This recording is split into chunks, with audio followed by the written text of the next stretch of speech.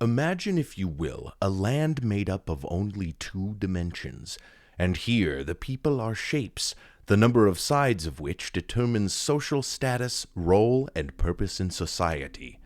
A square leads a predictable life in this realm, navigating a flat existence with no concept of depth or the wonders that may exist beyond the confines of his plane. He believes everything he knows is absolute and unchanging, until an extraordinary event alters his perception forever. You can either be a circle, or you can be a square. In Flatland, A Romance of Many Dimensions, by Edwin A. Abbott, published in 1884 by Seeley Co.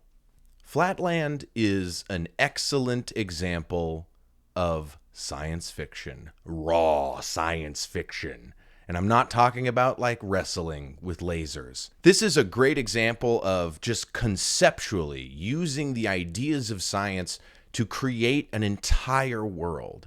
And man, does he create an entire world. This is probably one of the best examples of world building I have ever experienced.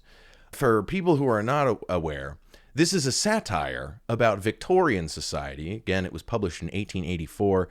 And, you know, the sensibilities of the people back then were quite different. And the role of women in society was much different. And this work satirizes that and kind of sheds light and kind of pokes fun in a way that people can read and talk about without actually being like, oh, well, society is terrible.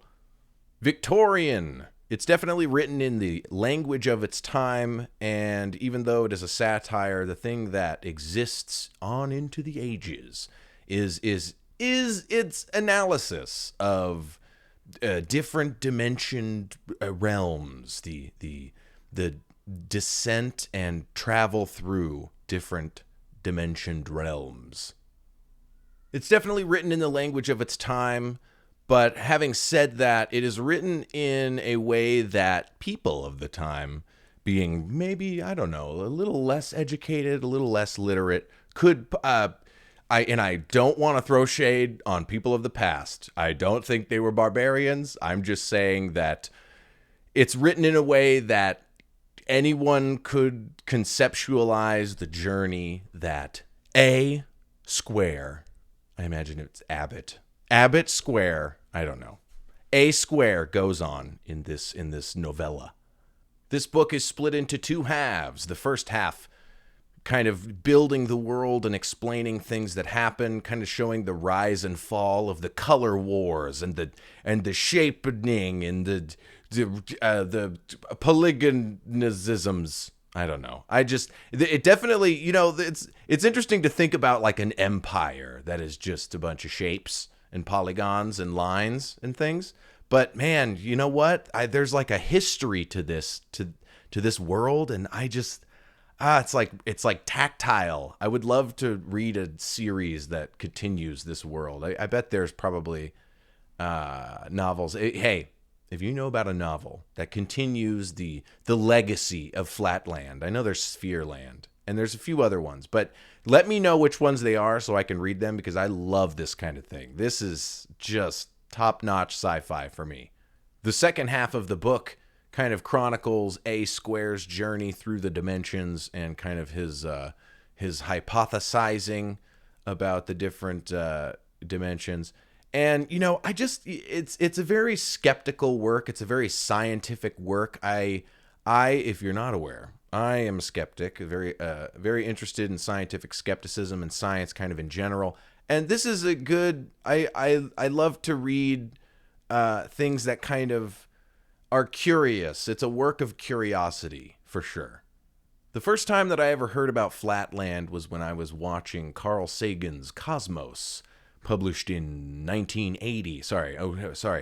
I love Cosmos. I love science, again, as I said. I love space. I love astronomy. I love cosmology. Anyway, Cosmos, he talks about Flatland, just kind of the concept of the three-dimensional object passing into a two-dimensional plane and how a two-dimensional being would kind of experience that.